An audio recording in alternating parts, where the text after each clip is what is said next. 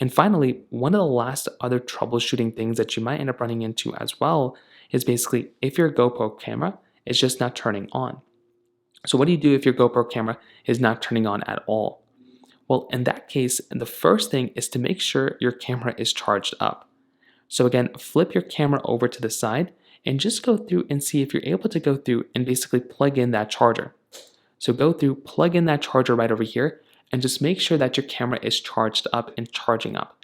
That's another one of those things that can probably end up being one of those main things that you might want to think about. So go through, charge up your camera, and that's another thing, because if your camera's not charged up, then your camera's not going to turn on. So make sure that's not the case there. Now, you might also need to go through and see if there's a SD card problem too. Your camera might turn on, but it's not recording anything. So it goes back to that previous problem.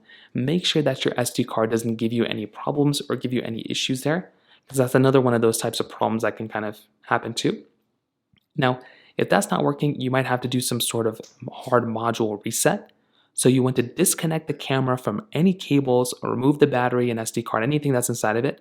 And you want to press and hold the power mode button for a full 10 to 15 seconds. So hold that button down for 10 to 15 seconds, release the button, and then plug the USB cable, back inside, and you want to see if that red light basically shows up. If it does, then that could mean that your camera is starting to turn on. But if that's still not working, you might have to try a different type of method to basically try and fix this thing for the most part. So that is basically how you go through and use your GoPro in general. I've kind of showed you, some cases where there could be some, troubleshooting areas that you might need to be prepared for, but those are kind of the main things to kind of look out for. So that pretty much covers it up here. If you have any other thoughts or questions, please let me know in the comment section below. Hit the like button, that will mean so much, but definitely hit that subscribe button.